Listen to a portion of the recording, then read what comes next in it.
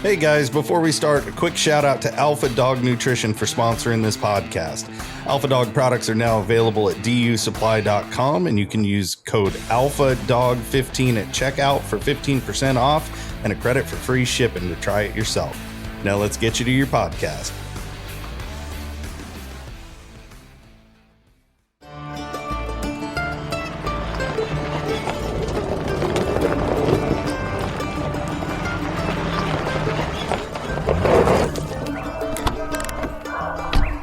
Where's Fielder?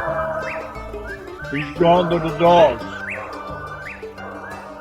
Welcome to the Gone to the Dogs podcast. Steve Fielder here with you, along with my distinguished co-host, chief cook and bottle washer, fundraiser, tree dog enthusiast, squirrel hunter, bear hunter, coon hunter, father of the year, Mr. Corey Groover. How you doing, Corey? I'm doing good. Those might be some of the nicest things I've ever been called in my life, to be honest with you. Well, we believe in giving our flowers while the person's living, you know? Wow. That's great. That's awesome. I appreciate that. There was an old saying back in the hills about that. Give the flowers while they're living. Yeah, that's good theology to live by. Yeah, I think so. Well, you've been a busy man. Before we get any further, I'm going to put a little disclaimer in on this podcast. I don't know what it is. I don't know what I had. All I know is they call it a virus. I do know that it's still with me. It is still plaguing me every day with a tightness in my throat and a cough that's irritating as heck. And sometimes, and boy, I bet you a lot of people said, where was this all these years? I can open my mouth and nothing but wind comes out. There's no words. But at any rate, we're going to try to get through this today. It is the 3rd of June. Do you remember what that day was in history? Or at least in entertainment history? Oh, Lordy. I was never good at history. It was the 3rd of June, another dusty, dirty Delta day. I was out picking cotton and my brother was baling hay. Mama said she got some news from up on Choctaw Ridge. They said that Billy Joe McAllister jumped off the Tallahatchie Bridge. Oh, no kidding. Now, that may not be an exact quote, but Bobby Gentry. It was Jerry Mall. We all know Jerry from his AKC, PKC days. Posted today is Billy Joe McAllister Day. So we're recording this on June 3rd. And in some of my trips out to the Delta in Arkansas, I go across the Tallahatchie River, across a bridge. I don't know if it's the infamous bridge, but I've often said I look over, I don't see Billy Joe, or I don't see anything that he could have thrown off the bridge, you know. But that was quite a popular song back in the day. You might be dating yourself just a little bit. Oh, man, I'm older than dirt. I know it. And I just finally give up on trying to, fool anybody. Yeah. That's all right. We still love you. Well, that's very much appreciated, Corey, and that is returned for sure. But if this old voice will get through this podcast, and I hope it will, we've got a good subject to talk about today. But I want you to give one recap here on this, and you don't even have to mention Mark and me and our participation, but just tell the folks about this wrap up of this Wags for Kids stud dog auction. What a success story. Oh my gosh. Yeah, you're absolutely right about that. So, as many of you know from following along with Steve and I've been, my club, the Mercer County Coon Hunters Association, has been working with a group called Wags for Kids. That's a service dog based group that trains service dogs and then works with kids to fundraise to be able to purchase those animals. We've been doing a little stud dog auction, or at least what we thought was going to be a small stud dog auction. And to our surprise, it turned out to be a lot bigger than what any of us had imagined. We just wrapped up everything with the stud dog auction here on June 1st, which is going to be a little dated by the time y'all are hearing it, but what a success. We were able to net profit of over $6,000 in this one stud dog auction. Yeah. That's awesome. We had 42. Technically, we had 42 auctions available, 40 of them being stud dogs or breeding services. We totaled 92,521 views on Facebook, with 560 participants, or people that joined the group to participate in the auction. And it was such a rousing success that we even decided to go a little further with it. And we decided that we wanted to try to reward the stud dogs that were bringing the most attention to the event and to the auction itself. So we went ahead and we made some arbitrary categories that these dogs could win an award in. And if you don't mind, I'll share that. That's current events. We can share about that, right? Well, I'm going to. We got to. Absolutely, man. This is a great story. I want to hear it all. Yeah. Well, we really appreciate everybody that donated a stud service to the auction, and we were overwhelmed with the amount of people that wanted to donate stud services. Even though we had 40 stud dogs in the auction, we actually probably turned at least that many away.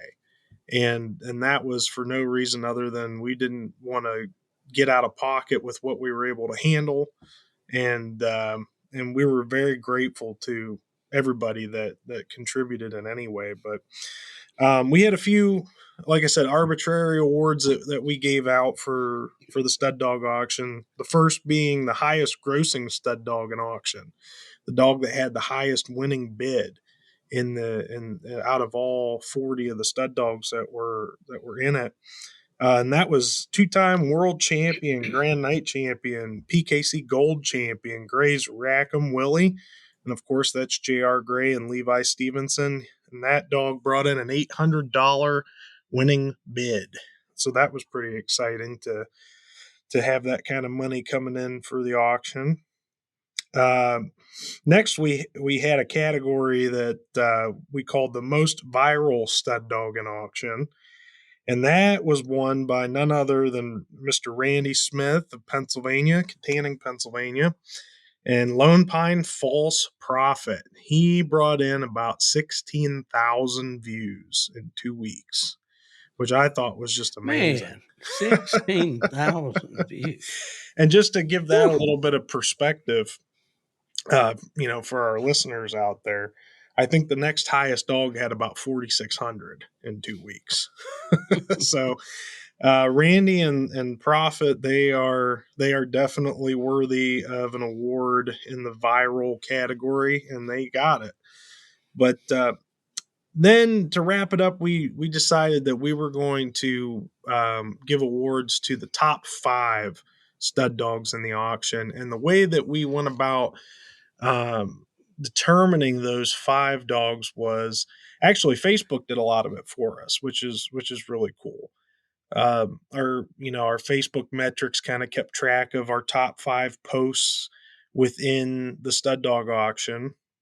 And the metrics are determined by, the amount of engagement that each post gets, during a specific time period, which in this case was about 30 days, even though we didn't run the auction for 30 days. But Facebook's looking at everything from comments, which in this case would be bids, likes, shares, people clicking on the stud dog and the stud dog ad picture, and people just visiting and checking everything out. And we had we had 5 dogs that really knocked it out of the park as far as bringing attention to our cause and bringing attention to the stud dog auction.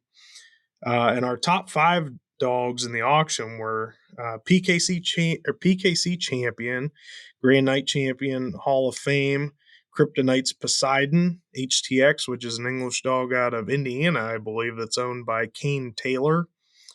Then we had Night Champion Lipper Stylish Harry, which is owned by Clay Lyons, Doyen Kreitz, and Chris Allen. And Clay is from Kentucky, and Doyen Kreitz, I believe, is from Oklahoma.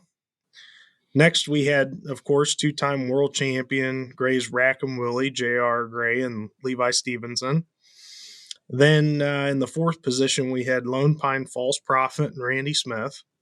And last but not least, and cue the fireworks, everyone. Drum roll. Drum roll. We had field champion, grand water champion, grand night champion, grand champion, Bear Pen Fever, HTX, owned by Mark Miller and Stephen F. Fielder. Whoa. Rounded out our top You know what? 5 That, winners. along with winning the 50-50 raffle at the Onstead, Michigan Coon Club one night, I think that's the second time I've won anything at a coon hunt. Oh, surely not, Steve. Surely I not. think so. I think so. Well, that was an honor. You know, we, Mark and I had a lot of fun with this, you know, and that's what I'd urge the guys out there. If you do this again, Corey, or whatever, it's a lot of fun to participate because you got to get in there and root for your home team, you know, or your favorite or whatever, and get in there and click on their ad and give them a like or whatever, and of course bid. It's a great opportunity, and without talking about the amounts or anything, we had a bid just come out of the woodwork there right toward the end. That secured Fever, as far as I guess he got the high bid for the plots that were involved, but the way you did it, I think, is really good because you got the broader impact of the auction, the exposure to a lot more people out there. And the bottom line, always number one, has been to raise money for Jonathan. So, Correct. Yeah, well, that was a lot of fun to do. I'd urge anybody out there, if you've got a stud dog, get involved in it next time around because you'll enjoy it. You know, it really doesn't cost you anything except that one breeding on your stud dog. And so. Yeah, you know, it's funny because this is the first stud dog auction that I've actually administered, you know, as far as running it. And obviously this was a group effort by a lot of the guys in my club, and I was just the one that kind of headed up the social media end of things and the PR work and stuff. But man, it was a lot of work. But what I was surprised about was the comments that I got after the fact, after the clock struck 10 p.m. on June 1st. We had a ton of people reaching out and telling us how much fun they had with the stud dog auction and how they hope that we decide to do it again next year. And, you know, just so much support, even outside of the cause and just for the event itself. It's got a couple guys thinking about maybe doing it again next year, but we don't know that for sure. So, you know, if you really enjoyed it, reach out and let us know, and maybe that'll kind of turn our heads towards doing it again next year, you know, to support another kid with this program. Well, I think it's just such a worthy cause that somebody hopefully will be able to do it again, and I can see it going. Sky's the limit, you know, corporate sponsors and all kinds of things, you know. But anyway, that was Wags for Kids, and I had not heard of it. And when the ads started popping up on Facebook. I said, "What's this? I don't know what it is." I knew what a stud dog auction was, and hadn't seen one around in a while. Just wondered, well, people, it's pretty easy to donate a stud fee. You don't have to do anything, and your dog gets to entertain some company. But it worked, and it was great. And I applaud you and John and all the people there at the Mercer County Coon Hunters for thinking of it, for carrying it out. And then you got your big day on July, what is it, 8th? July 6th. 6th. Yeah. So July Uh, 6th is a UKC benefit event that we're going to be holding at our clubhouse in Greenville, Pennsylvania. It's actually kind of unique because we're putting some money towards it as far as added purses. We've been experimenting with some added purse bench shows. So we're going to have a $300 added purse bench show that's going to be judged by none other than Janet Emery of Indiana, and we're going to follow that up with a UKC mini slam with a $500 added purse on top of that.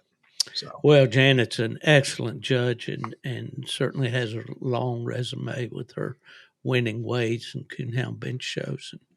And she and Rich are just some of my favorite people to bump into out at a oh coon yeah, hunt somewhere. So you'll but have a great time. yeah, and we're not trying to. Well, we do want to advertise for the event, but the main reason about bringing up the event supplementally along with the stud dog auction is the proceeds from the stud dog auction are going to be coupled with the proceeds that are generated from this benefit event, and they're going to be combined and then given to Jonathan as a lump sum. So the stud dog auction was huge in the fact that we really made some huge ground on covering the bill for his service dog just with that particular event. So we're really hoping that the June or the July 6th benefit event is equally successful, so we can get him as close to that $9,000 to $10,000 mark as we can, so he can afford his service dog. Well, I'm betting that you will reach all your goals and will exceed your goals. And I'm sure they can contact you on Facebook, Corey Groover.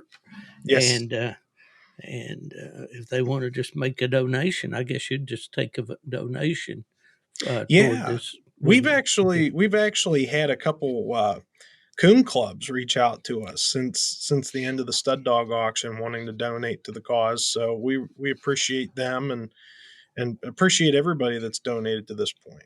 You bet.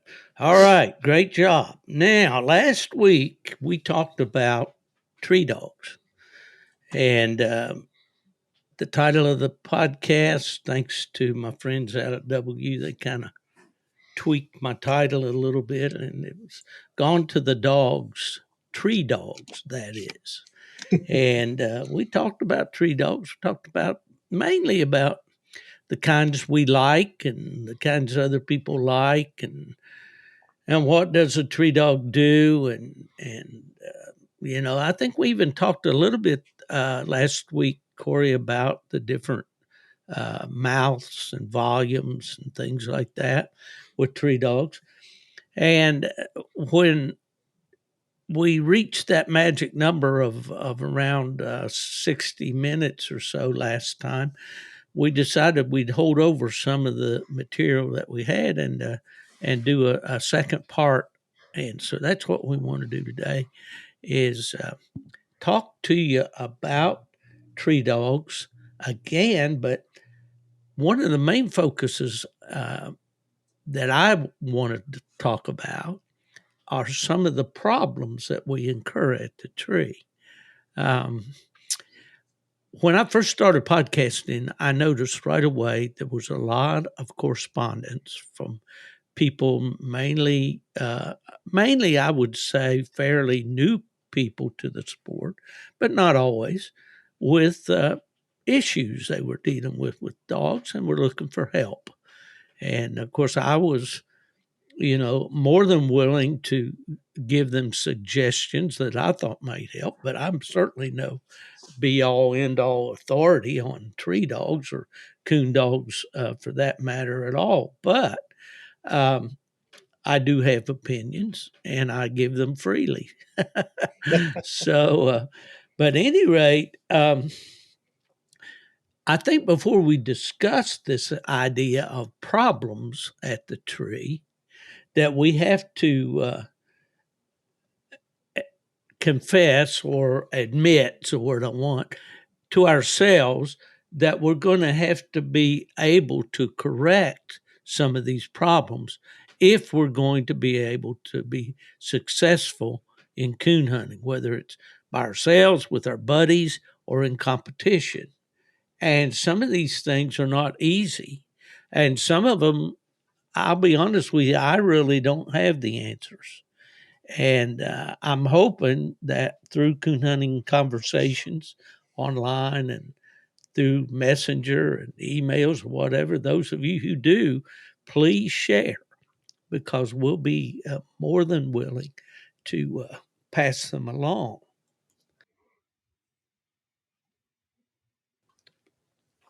Well, Corey, I wanted to pick your brain a little bit, as I'm prone to do from time to time.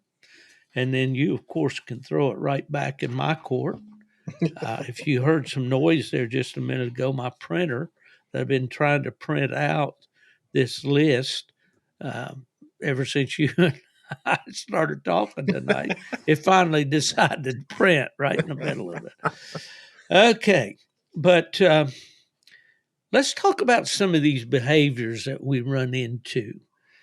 And you mentioned last week, you talked about that classic tree dog that plants his toenails in the bark, throws his head back, his eyes roll back in his head, and the slobbers are flying, and he is planted right there. He's in a zone. I've heard it say they go into a coma at the tree.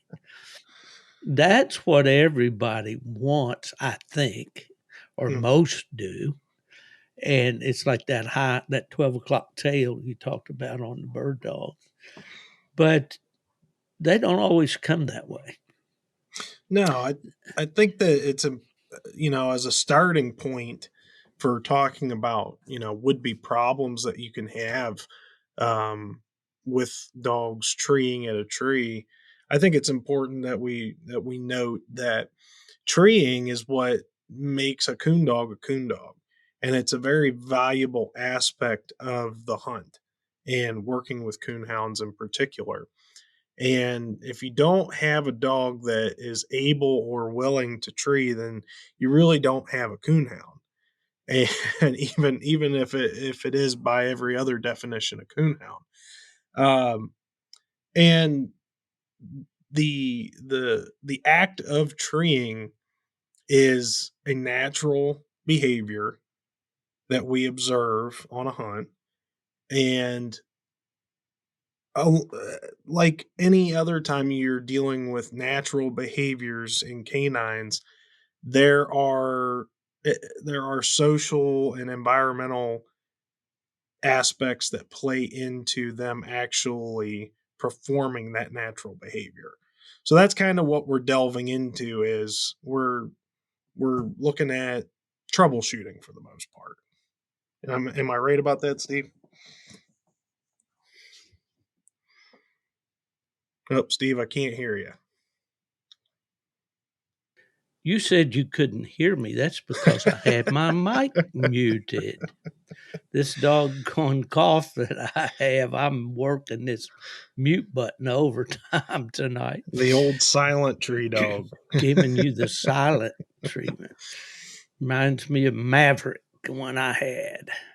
Or back in the day, there was a dog called Slam It Lefty. Jeff Stallard hunted old Lefty, and he won the national championship in PKC, and he was a coon, tree, and rascal, and a go yonder. But Lefty would average about 2 barks a minute on a tree. I mean, you would absolutely wear a stopwatch button down to the nub if you ran the two What was he, a on ball left. mouth dog? No, he would just sit there, woof, woof, and then, Oh, okay. and of course, Interesting. Jeff was tuned into that. But anyway, and I had a plot pup out of the Roper dog that I had, and a very famous plot female named Capital City Sam's Go Annie, Hmm. dual grand champion, Purina plot winner, world show champion in UKC. Maverick, he was a nice dog, a coon treer, but he did not want to waste sparks on the tree. He sat at the tree and he barked occasionally at best, but he'd be right there, you know. And there was a kid in Indiana that wanted Maverick, and he got him, and he treated a lot of coons with him, and he loved him. So that was a good ending to Well, that story. that's a good point to bring up, Steve. I guess one thing that we can address right off the bat is there isn't really a right or wrong way for a dog to tree. There are obviously preferred styles that people seek out as far as how they would like a dog to tree. But that doesn't necessarily mean that just because your dog doesn't operate like that, that there's a problem that needs fixed. Well, that's right. If it satisfies you, there's no points given for how many barks the dog barks in a night hunt. Now, there are treeing contests that count the barks, but as far as in competition hunting, the dog just has to bark once every 2 minutes until you arrive at the tree. So, and then if there are other dogs treed in with your dog on that tree, they can cancel that for him as long as a dog that's treed there is barking at least once every 2 minutes. Then that tree is good till the judge gets there and Yep. tells you to handle it and let's shine it and score the coons. So, yeah, you're right, Corey. There's no the different treeing styles don't come into play. Um, we talked about things like dogs being louder so you can hear them. Longer distances, the judge can hear them. Certainly, you need that. You need the other cast members in certain situations to be able to hear the dog. But let's talk about some of the issues that dogs that uh, can develop around the tree or involved with the tree that could if nothing else, be aggravating and cause the handler heartburn. And one of the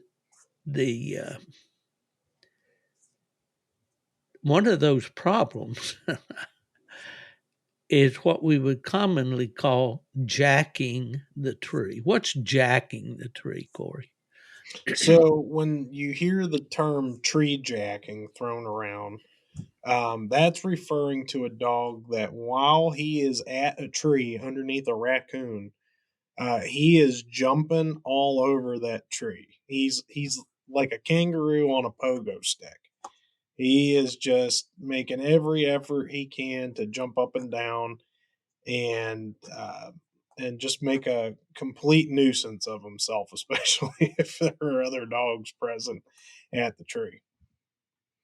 Yeah, and the danger of that, or the aggravating thing, is that sometimes those tree jackers are dogs that run the tree and fall back off the tree.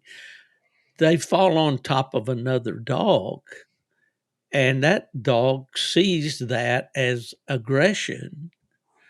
And now we've got a problem.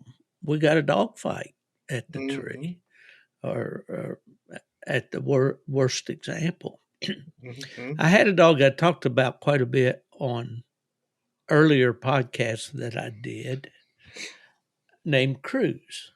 And I got the pup from Randy Smith that we've mentioned many times.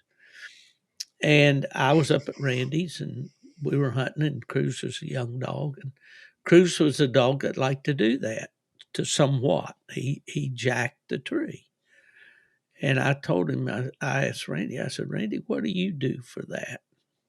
He said, "You don't do anything for that. That dog, that's ingrained in that dog. It goes back to a dog called Lone River Gunner. In that line of dogs, it's been there and it's going to be there. That dog's going to do that. There ain't nothing you're going to do about it." Now, that's not to say all of Randy's dogs do that, because they don't. In fact, I've seen very few that do, but that was a thing that, it was aggravating to me. But that brings up the point then that it can be an inherent trait, and it may be very hard to deal with. Uh, Going back, my disclaimer at the first in talking about these problems is, if it's a problem to you, you're going to have to deal with it, and you're going to have to get over this mindset that any correction that you give at a dog to a dog at a tree is going to make him quit treeing, and it's going to be a no-no. So, in other words, whatever they want to do at the tree, you just have to live with it, because if you don't, you're going to make a serial killer out of the dog. It's kind of like if you correct Johnny, for doing laps around the room in the first grade, uh, and don't make him sit down and do his work, then he's going to grow up, to be a menace to society. No, we have to deal with these issues. And we get to the point where we can't handle it, or we don't want to handle it, then unfortunately that's when the dog usually has a change of address, and it's probably not the best situation for the dog or the people involved. So anyway, jacking the tree is a common problem with some dogs. Running the tree would be a similar thing. Mhm. I personally believe the e-collar is the answer for that.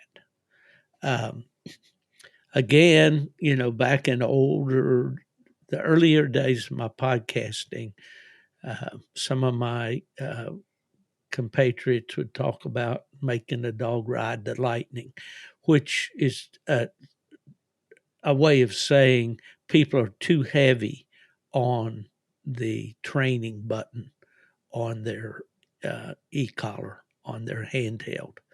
You don't have to give the dog the full dose, okay? You've got, I think, 18 positions on a Garmin. You don't have to give him 18 when one or two will do sometimes. um, my dad told an old joke about the guy that was dynamiting fish in the river. And he was telling the story, and he took somebody along, and he said, before I knew it, he had thrown 3 sticks of dynamite in that hole. And he said, where a half a stick would have been a God's plenty. You know? So you don't have to overdo it. The point being is, use that. I liked what Heath Hyatt has said, and I'm glad to see Heath on the W Hunting uh, podcast platform. Heath and I go back a long way, have hunted a lot together, known each other since back in the 90s.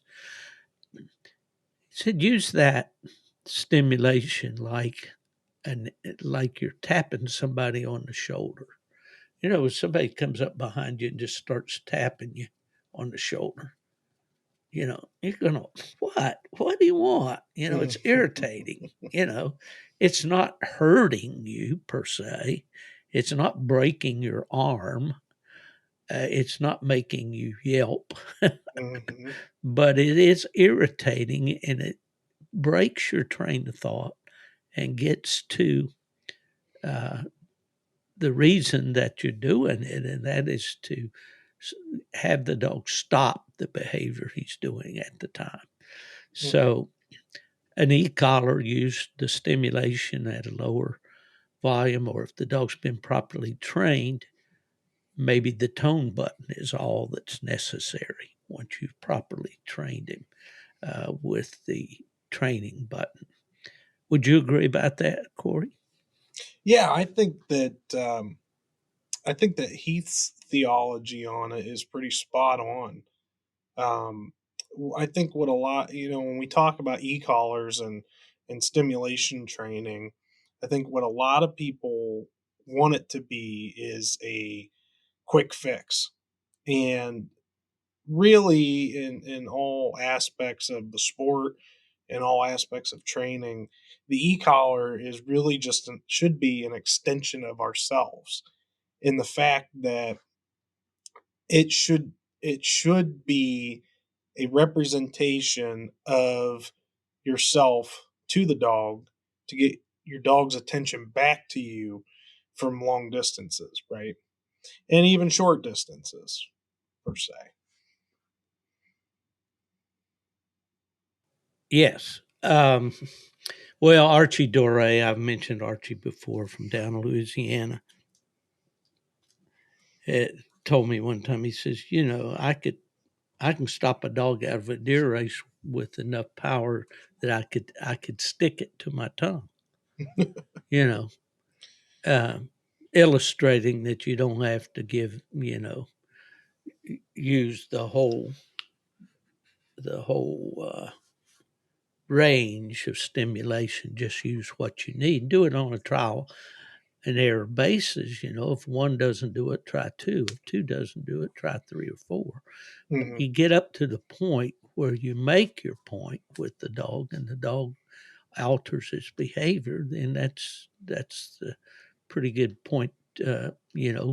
As they say, just solder it right there. Mm-hmm. you, Well, you don't need any more.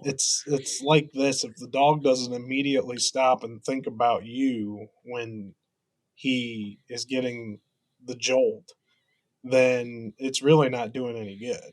No, So, no, it's like Heath again. I'll quote him, or not actually quote, but refer to his teachings. Um, when that dog's in full prey drive, I mean, the adrenaline's pumping, everything is, he's trying to catch that animal, and you can give him all the stimulation you want sometimes, and he's going to power right through it because, everything he was born and bred to do is telling him to catch that. mm-hmm. And so it's a process. Another good point to bring up, just to build upon what you've started us here with, Steve, is tree jacking is obviously an undesirable behavior, especially if you're in a competition setting with a dog. And more or less, it's because of its ability to create problems with other dogs. But at the same time, there's also a safety hazard to the dog itself when the dog is participating in this kind of behavior. Obviously, our dogs, when they tree a raccoon, they're very focused when they're in the zone, so to speak, and they're treeing, out there in the woods. And there are plenty of instances where dogs have, torn ACLs, or fallen off of rock ledges, or fallen out of trees just because of that jacking behavior. And obviously, we don't want to see anything happen to our favorite hunting dogs while we're out in the woods. So, it's of our best interest to make sure that if we can correct this kind of behavior at the tree, that we do, for the safety of the dog, but also the safety of all the other dogs that are out in the woods with us. Point very well made. Safety. All right, chewing at the tree. I get this a lot. Just got it this week. Someone says, what do you got for dogs that chew at the tree? I would say that's probably and this is just my opinion, that might be a less common behavior than tree jacking. If I had to guess, I know that I've had some old dogs from my past that would chew at a tree, but I can't say that I've had very many of them personally. When you get one that develops a habit, and especially at a young age, and especially a dog that's, a game catcher, a dog that stays tree. Usually a dog that chooses the tree is a real stay put dog. He'll stay right there. He's focused on that tree. Um, it is the most, to me, frustrating habit that a dog can have. There are some that are more egregious, tree fighting, you know, constant uh, sexual behavior, things like that with other dogs can be, can get you out of the game a lot quicker. But had a dog named Laredo, a plot dog, a nice dog, a big, dark, brindle dog with a real mouth and a real tree dog. He was sired by a dog I had named Wrangler, and he was out of a female that Darren Allgood. You may see Darren on Facebook and all. He's back into the plot business again. He was a plot man, and then he went with the cur dogs for quite a while. May still have some. I imagine his squirrel dogs anyway, but he's hunting plots now. But Laredo was a nice dog, and I really liked Laredo. But he developed that chewing habit. So I went the course on him of remedies. Let me say this, there are some fairly drastic remedies that you can do for dogs that tree, but it involves surgery and it involves some methods that I personally don't want to apply. Okay, I'm just going to leave that right there. And these are not, these are things that you can probably have most veterinarians do for you. But I didn't want to go that route. I didn't want to surgically alter the dog. So I tried muzzle. Okay. That's the hardest thing in the world, to keep a muzzle on a dog out in the woods at night. They will find a way to get that sucker off. So muzzling the dog didn't work. What I found that worked the best for me about a dog that chews at the tree, and usually they'll chew hard or worse in hot weather. I think they get hot, and they're, as they say in the South, they're hassling, they're panting hard and all this. It's just easier to stand there and chew on that bark than it is to be up on your back legs, bouncing up and down, barking. So anyway, Laredo would do that if, excuse me just a minute.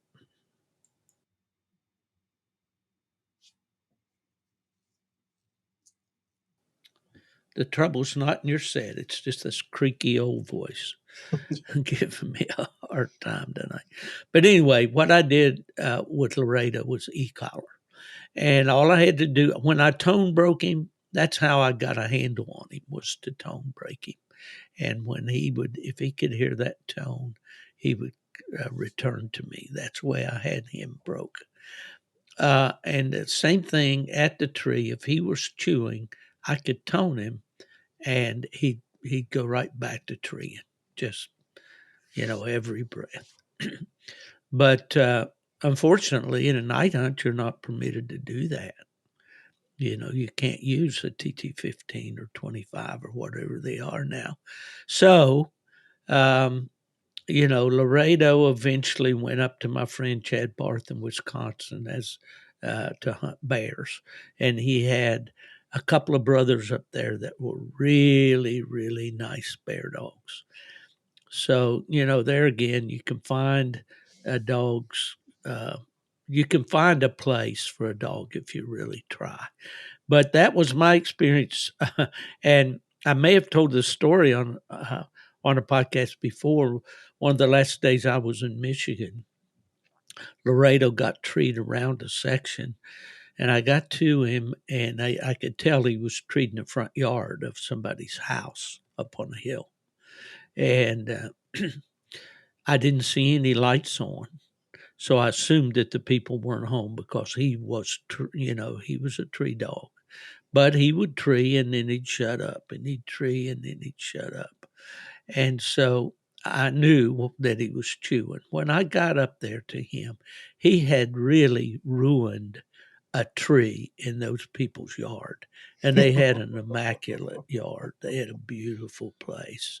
And there was a place on the side of a tree the size of a bushel basket that he had gnawed it right down to the pulp. I Oh mean, boy. So, and then another little brief thing. One night, I lost a night hunt with his sire, who was not normally a chewer, but also may bring in the point that chewing can be passed down genetically. I believe the behavior can be, and I lost a trip to the Final Four and $1,000 added in Michigan because I let my dog tree a little bit too long before I treat him. It was hot. I should have treated him right off the bat, but I thought, well, he's not really treeing hard like he should. I'm going to let him settle in a little more. I did. I treat him. He treated him a couple of minutes and then he started chewing. And the 2 minutes got me. And it knocked me out of a Final Four. So that's why we don't want dogs to chew at a tree. We don't want them to destroy property. We don't want them. We want them to bark at the tree, not chew at the tree. So that's a very frustrating one. And I think the most extreme measures will cure it, but they're just not measures that I'm prepared to make. Hmm. Yeah, I think you bring up a good point, Steve. I think personally, from my perspective, I think that with the development of GPS tracking equipment, I think that the common everyday coon hunter isn't really seeing this as a problem per se. I think that if you're looking at it through the eyes of a pleasure hunter, this is obviously a treeing behavior that you can easily overlook. And I for one have done that with dogs in the past. I had an old blue dog that was a ball mouth tree dog, and when she would tree and get hot, that's exactly what she would do. She would start chewing, and it made it difficult because it was very hard to locate her in those particular situations back in the days prior to GPS telemetry equipment. So I could see back in those days it being a bigger issue. Nowadays, with all the technology that we have at our disposal, we know exactly where that dog's at. And really, the only time that it's really going to hurt you is in a competition situation where that dog needs to show treat and that dog needs to vocalize every so often.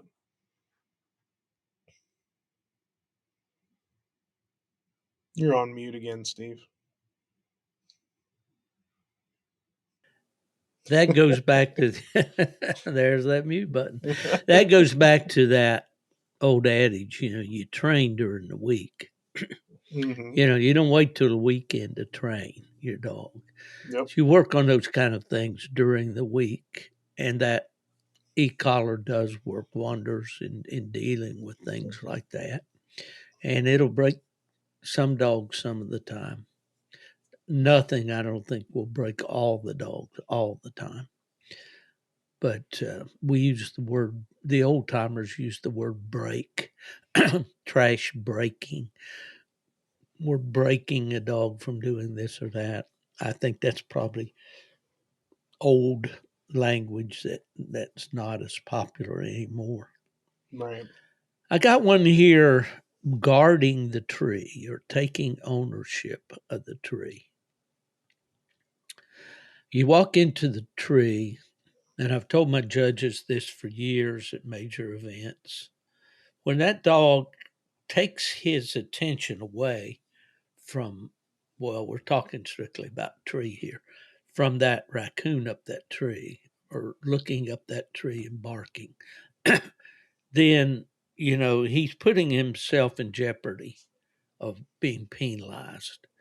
Um, if a dog's sitting there guarding the tree and barking at the other dogs as they come in around him, he's not concentrating on treeing that raccoon. His thought processes have shifted to the fact that this is my tree. I own it. I was here first.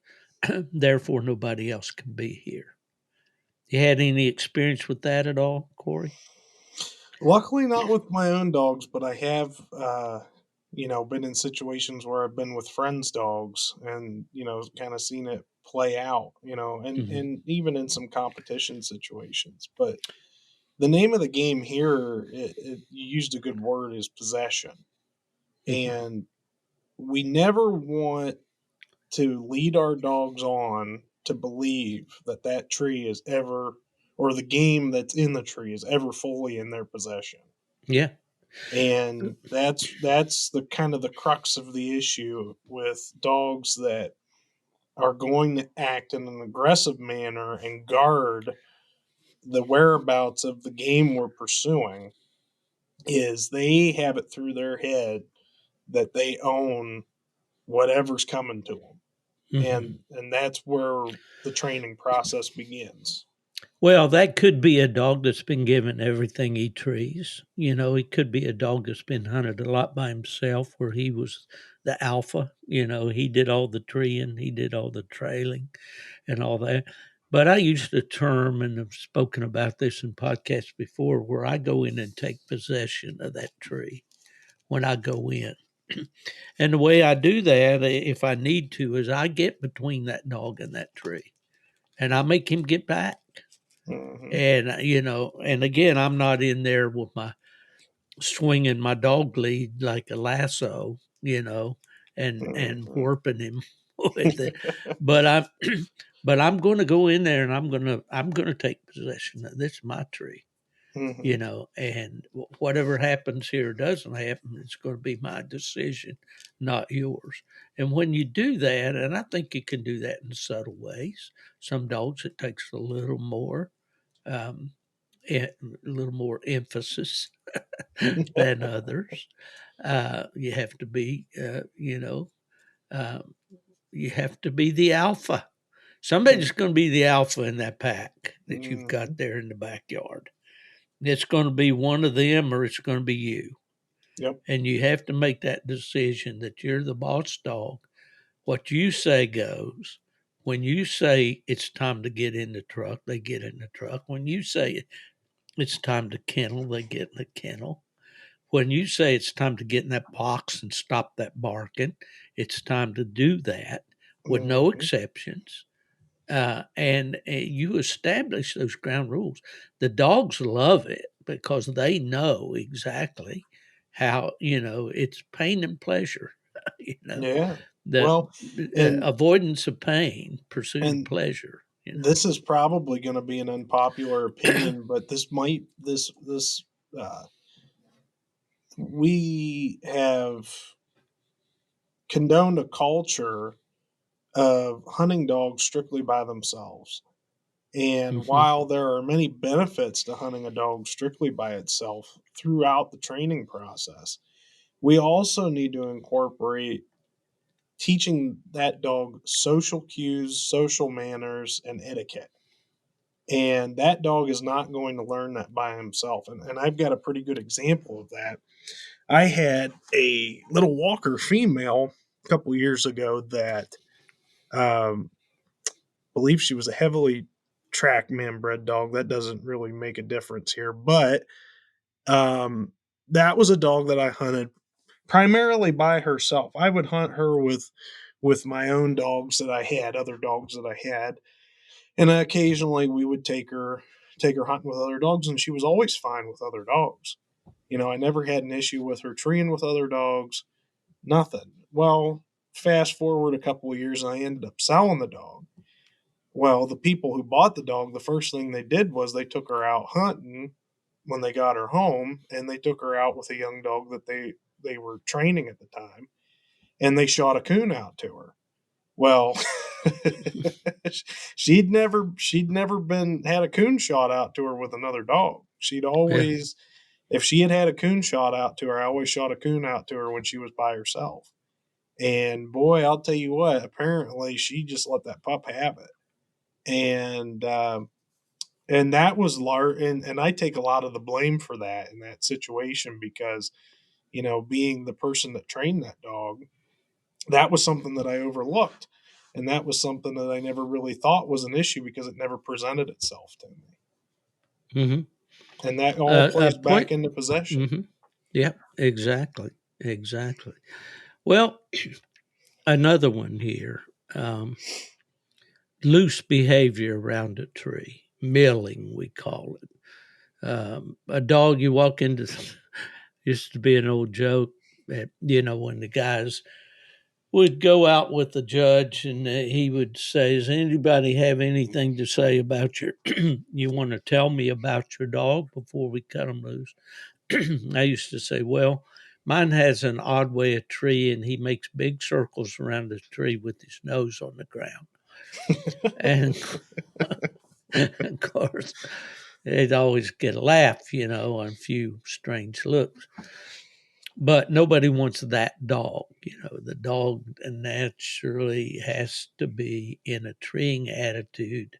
And you get in the argument, does he have to be under the umbrella of the tree or not? Yada yada. Mm-hmm. And that's all semantics, I guess. But the the thing is, when you walk into that dog, he needs to be under that tree in a treeing attitude, looking up, barking up, focused on a coon, not on what's over here on the ground, not at the creek down there when he wants to go get a drink, not at the other dogs, anything else but focused on that tree.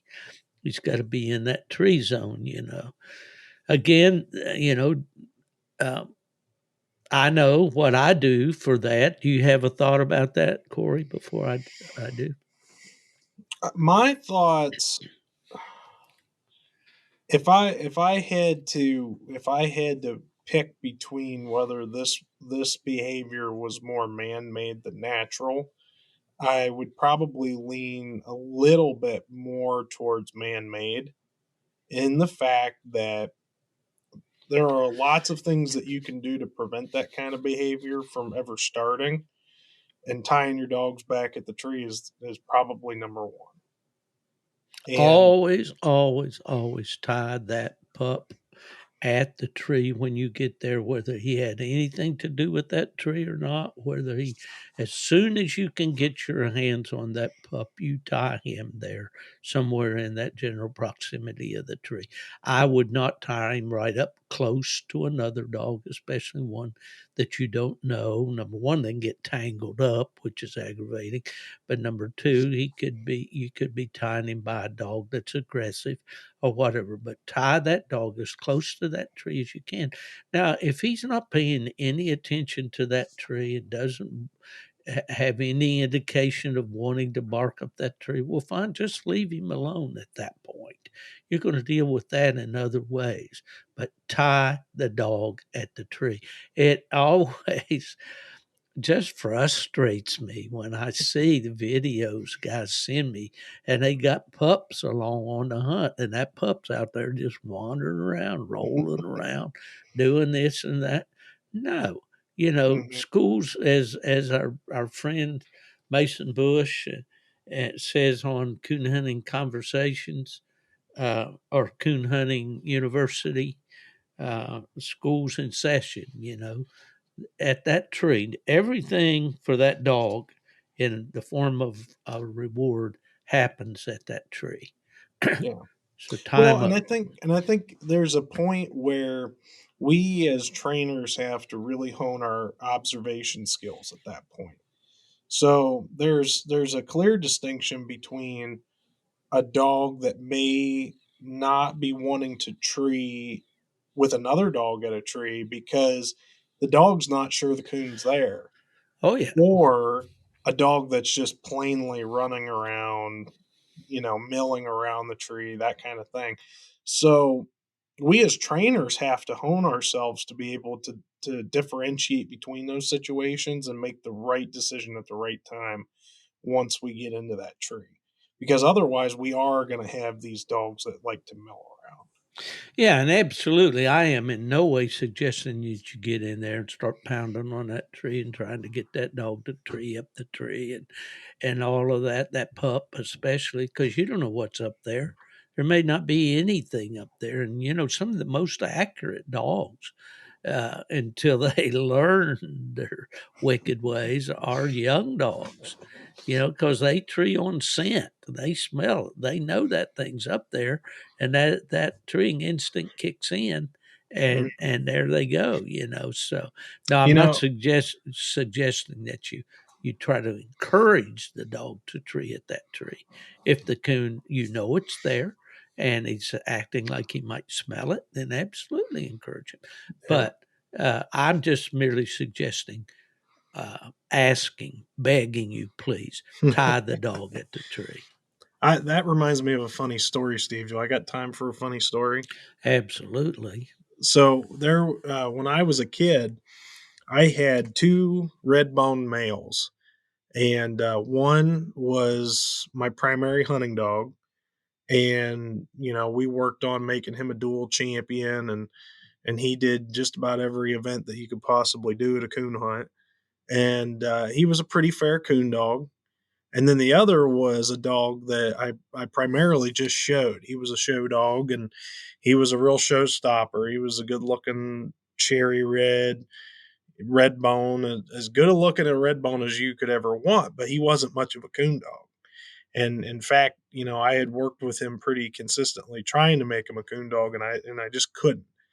And there was one night where I had taken these two male dogs out, and I had turned them loose, and they went hunting, and my good dog went in there and treed and was just blowing the top out of this tree, just blowing it down.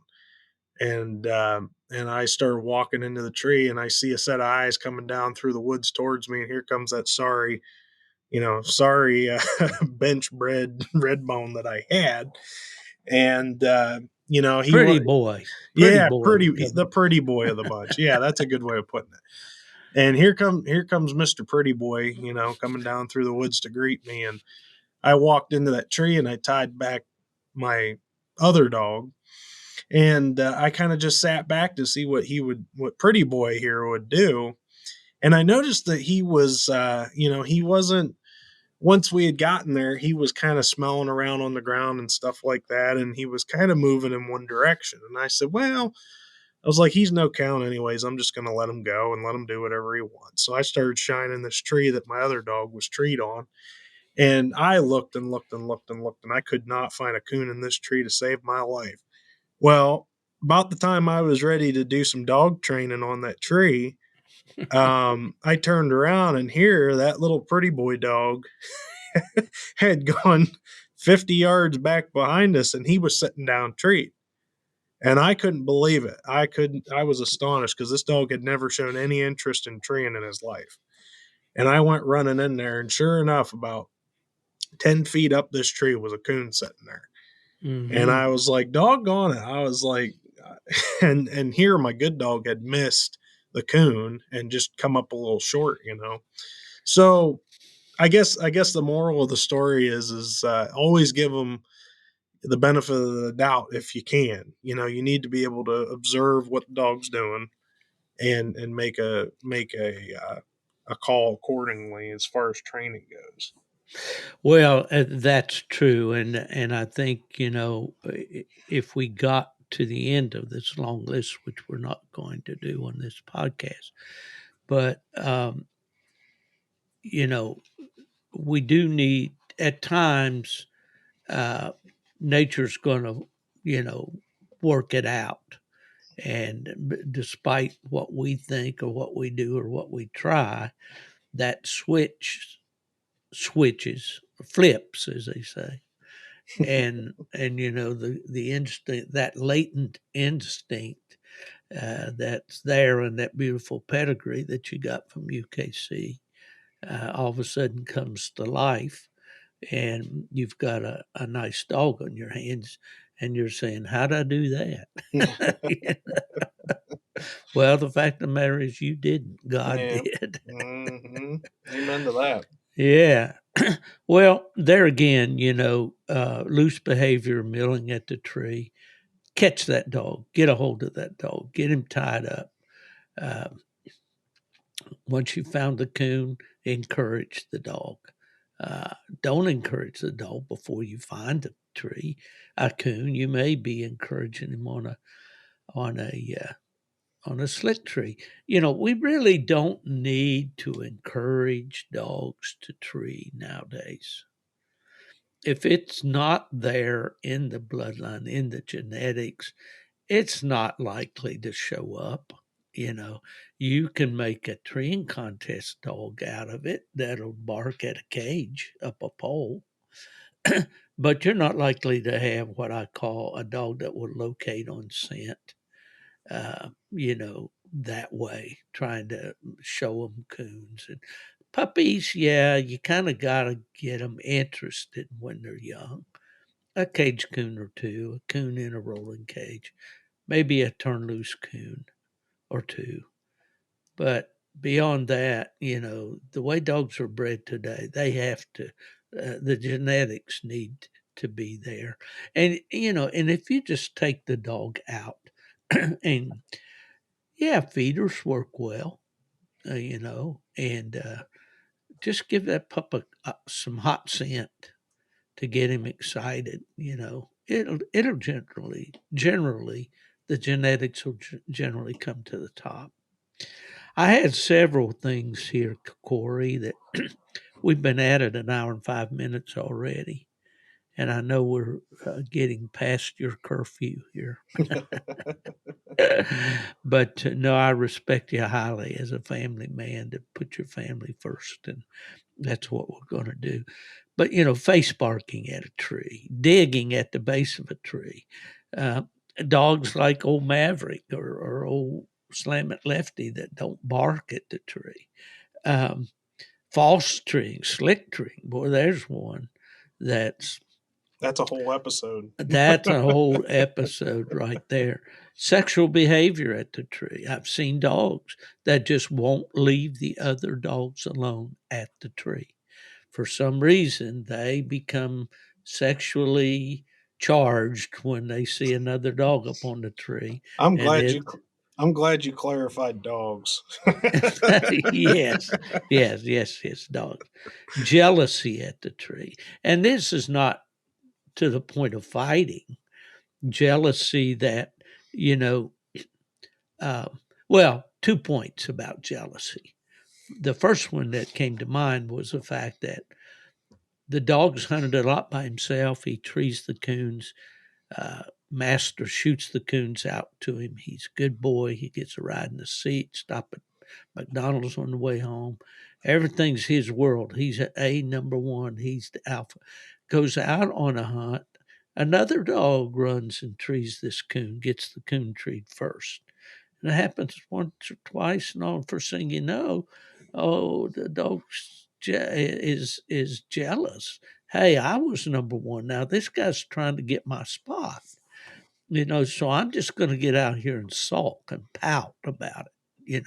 I'm not going to go ahead and go tree a coon on my own. I'm just going to pout and sulk about it. Those are problems that are a little tougher to deal with, but they can be dealt with over time.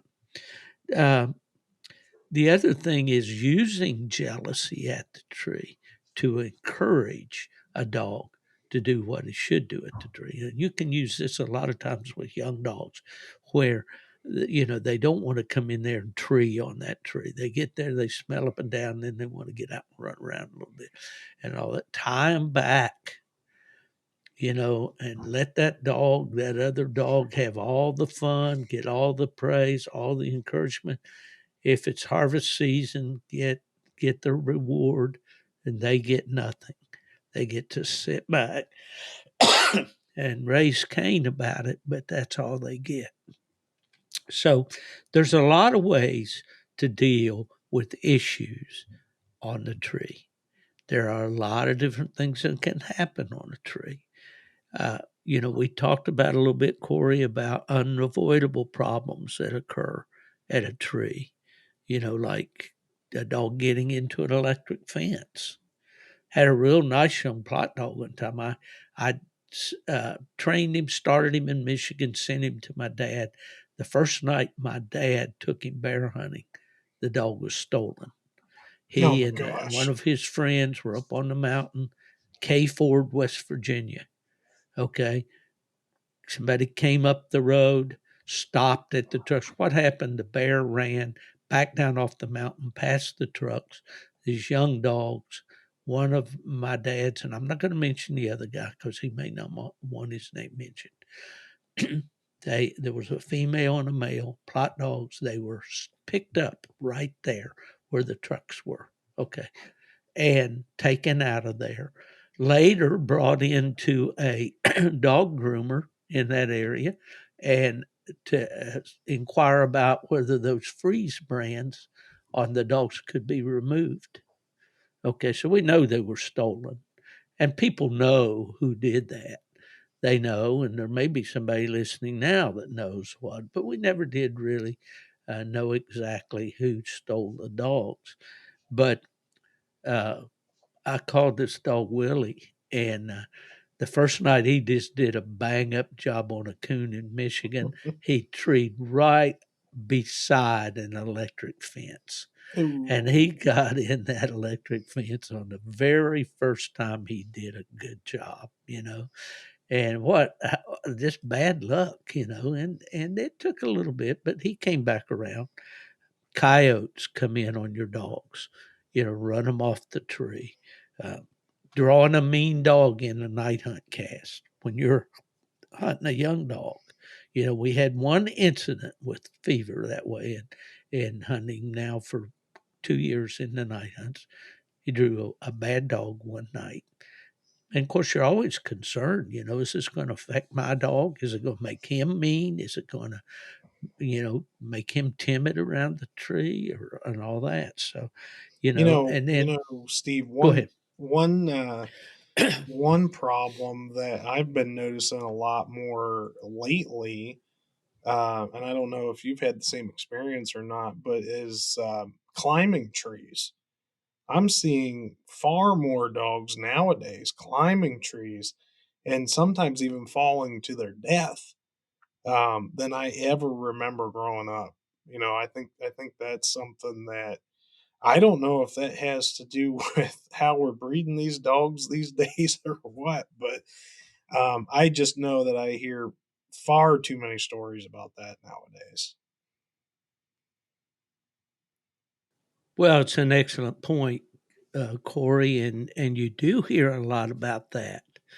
And I've had several experiences with dogs climbing trees, not necessarily my own, but on hunts that I was on. Have had dogs climb trees of my own. Uh, have not had one that fell out, you know, and killed himself or badly injured himself. Had one night in the White River Refuge that stayed up in a tree for 14 hours Wow. before we were able to get her out. It was a black and tan female. So there's a myriad of problems there that we could talk about and we can address as we go forward. I'd like to encourage our listeners, if you have a particular treating problem or any type of problem with your dogs, as you can see from our conversations, we're not know-it-alls.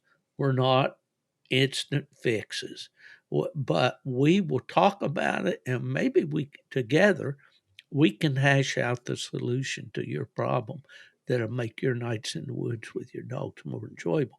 And that's really all we want to do here. We just want to, you know, coon hunters helping coon hunters.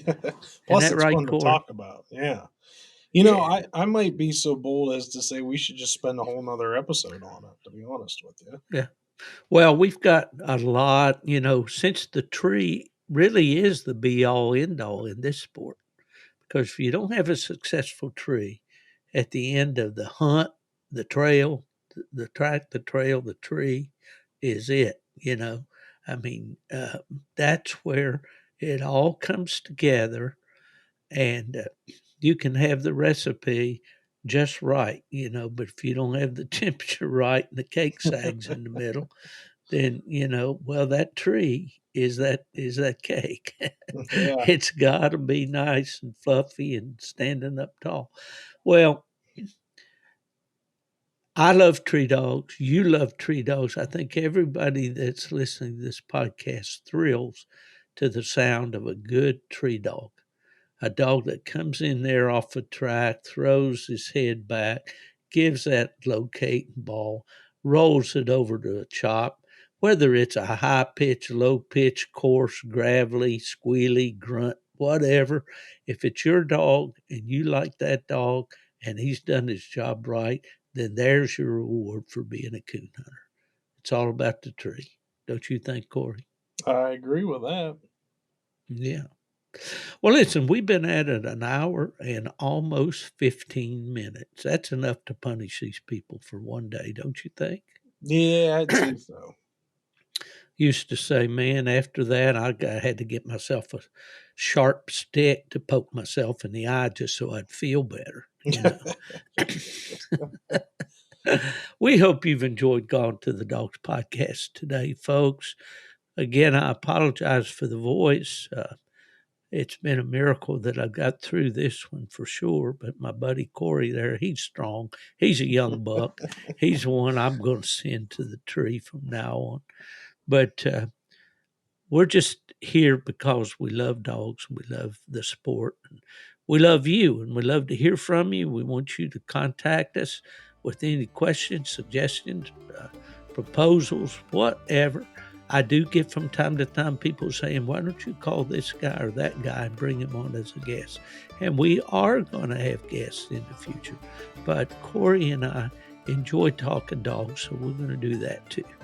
So anyway, that's all I got for tonight. I want to thank, and I don't do this enough, the good folks at W Hunting Supply.